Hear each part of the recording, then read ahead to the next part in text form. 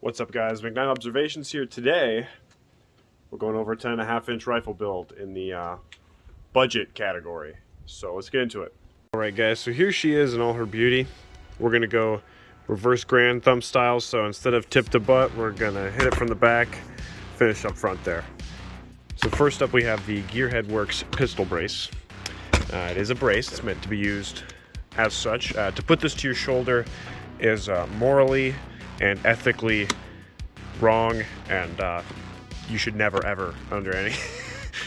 As far as braces are concerned, it's a pretty good one. It is adjustable via this button here, and it's pretty stable for you guys who have I have an SBA 3 for example, and it like is extremely wobbly. This one is wobbly, but it's nothing crazy. The back is all plastic, so in the unfortunate event this happens to meet the pocket between your shoulder and your pectoral, it will be more comfortable and quite stable, unlike other braces that have a more rubbery material down here that flexes. This is all plastic. The biggest downside of this brace is it fits on a proprietary buffer tube. So I guess maybe that's a good thing, so no AR stocks happen to fall and end up on our registered pistol here. There's nothing crazy going on there. But if you do want to put a regular stock on this, say USBR it, or little secret ingredient action, you will have to take the entire buffer tube off. And unironically, unjokingly, if you do actually want to fire it like this, the plastic, it's probably the best feeling one. I've shot it like this for maybe 2 rounds. So, there you go. Would I recommend the brace? Probably, although I really don't know why they needed to make this a proprietary buffer tube. I feel like they easily could have just put the button maybe on the bottom here to go in the... I don't know why they needed to do that. Next up, we'll cover the end plate here. Why do I have a double hook style end plate? Why not a QD? Well, because this is a budget rifle. I don't have unlimited resources. And if I already have one of these, I'm going to use that. Because like it or not, these are actually perfectly adequate. They're not maybe as great as a QD end plate, but it'll work. And when you're trying to save money, this little end plates aren't crazy expensive, but this will save you, I don't know, let's say 20 bucks. That adds up if you go throughout your whole build with that philosophy. If you have parts lying around and you're wanting to build a rifle and you don't have unlimited budget, just go ahead and use those parts. You don't need to go get the fanciest end plate possible. Wait till you have the money to do that, and that just goes for everything when you're building a budget rifle. So up next we have, we'll go over the sling. It's a T-Rex arm sling. I like it a lot. The pad's not crazy huge. It feels nice. It's quick adjust with this nylon here. It's a good sling, great for the money. Don't have much to say about it. It's a sling, and it is QD'd up front here on this handguard, which we'll get to. Up next we have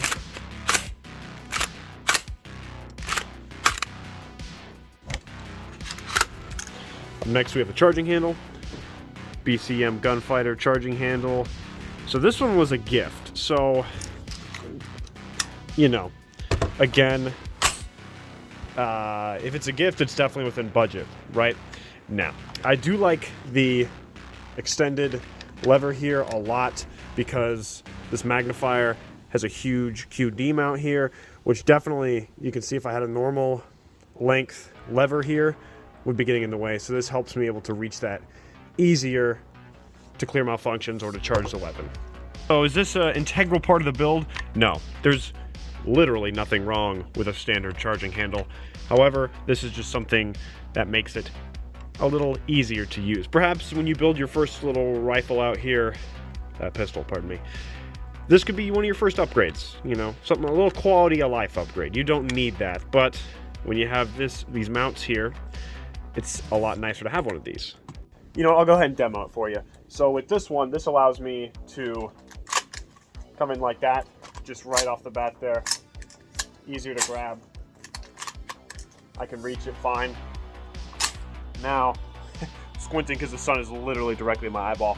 If I didn't have this lever, this would be getting in the way. It would be harder to grab, so I would probably have to just go ahead and take my hand off the fire control and go that way, which is less efficient. You want to maintain your hand on your fire control area as much as possible. Well, you know, I almost forgot. This is a Palmetto State Armory. The upper and lower both from Palmetto. I've used my sick duct tape to cover up all the poor pieces on it. Because I don't know, I just kind of like the duct tape on everything aesthetic. So yeah, it's from Palmetto State Armory. So just understand, this is not a high quality rifle, right? This is budget. Now, do I feel like this rifle, after a little over 500 rounds I've put onto it, is about to fall apart in my hands? No, I don't. But is it just as good? Like, for sure, no. Let's just be real here. But is it adequate for what I use it for? Yes. Would I eventually in the future like to not be using this and get a nicer 10.5 inch, well, ideally rifle? Yes. But this is for your first setup here, so let's not, you know, it is Palmetto State Armory. Let's go ahead and get into our optic here. Sig Romeo 5, Sig Juliet 3. The premier budget 3x magnifier red dot combo. You can get just the red dot for like right around $100. So let's go ahead and aim down our sight here. Oh man, check that out. There we go. Oh yeah, now we're cooking with Crisco. So boom, there you are. And let's go ahead and flip that bad boy down. This is on its brightest setting, by the way.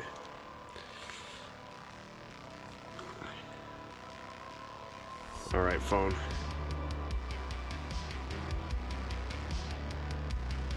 So yeah, pretty nice. Pretty nice to have that magnifier. So for those of you going, bro, why don't you move that dot a little further forward, kind of far back? I agree. But what you need to know is I detest the eye relief. I hate eye relief in general, but the eye relief on this magnifier, so even right here, I am not getting a 100% flawless picture here. There's still a little, like, now that's 100% perfect. Come back, see, now it's gone. Now there's a little black along the edges. I hate that. And I don't want the dot. If there was no magnifier, the dot would for sure be here. But I don't want the dot too far away from my magnifier because I just don't like that.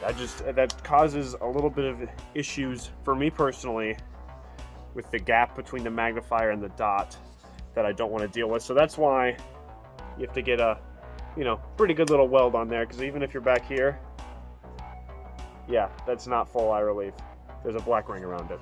That's why it's so far back and so close.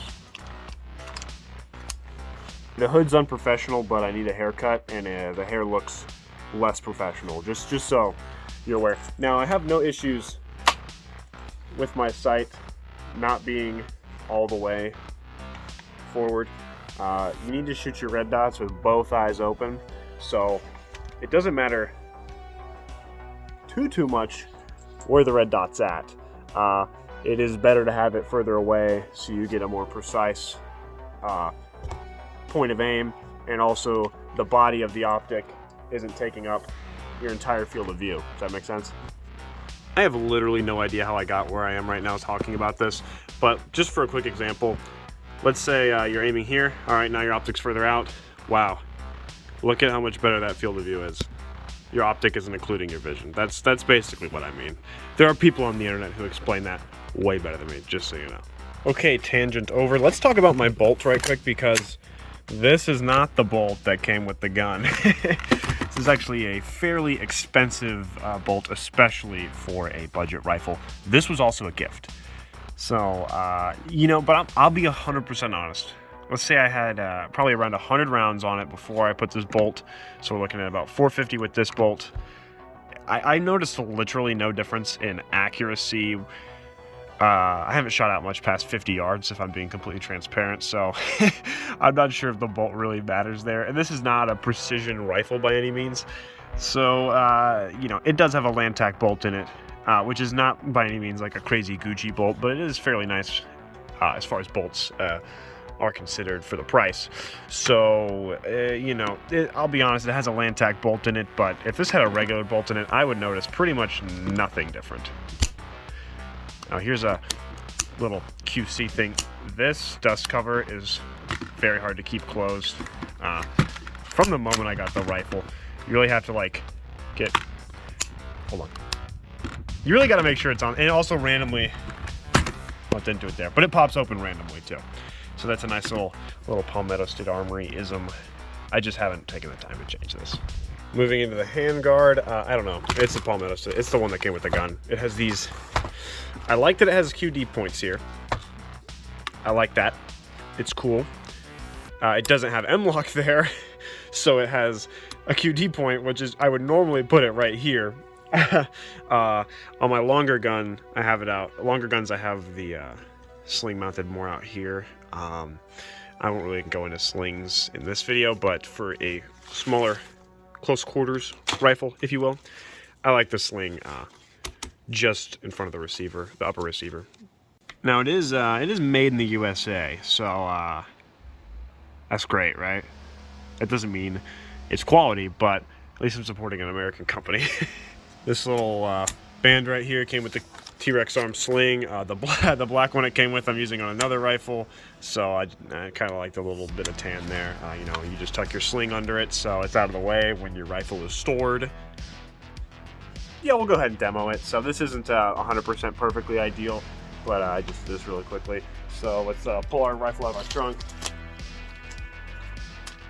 Ready to rock. It's that easy. Coming forward, this is a BCM grip. They for sure make these that fit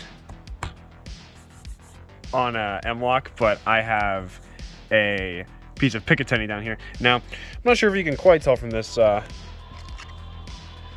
thing at this angle here, but this is not a 90-degree grip, so it's actually, by the ATF's rules, perfectly legal to put on a pistol. It's like, I don't know, it's like 87 degrees or something. Not a 90-degree vertical grip, it is angled. You should be able to tell that from here. So angled pretty great to be able to pull the rifle into your body to help stabilize it.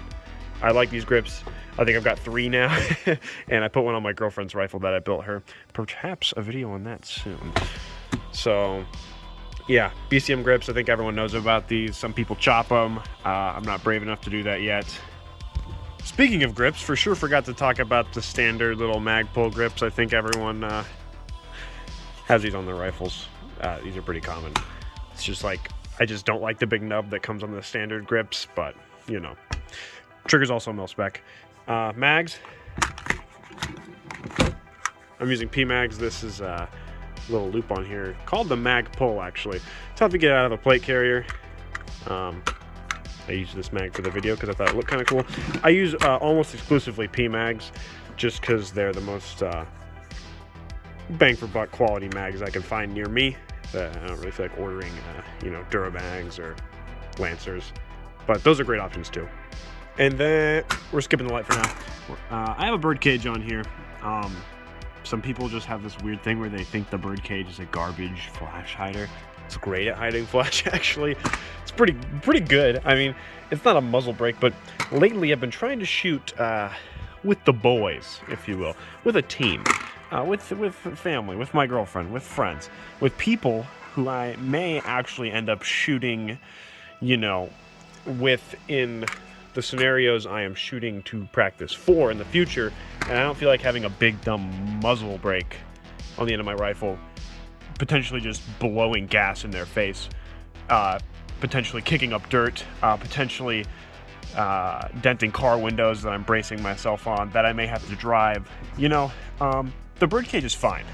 There are other better muzzle devices, obviously, but birdcage is fine. I'm not going to put a muzzle brake on here. I'll probably never change this, honestly. I'm totally fine with it. If you really want to watch a video about this, I'll probably never make one. So go to Hop from TFB TV's personal YouTube channel. He has a great video about muzzle brakes versus flash hiders. So the light, it's an Olight, boys. It's an Olight. You already know what's going on. Everyone's heard of Olight. Everyone has heard the shilling. Everyone has heard high-end users hate them.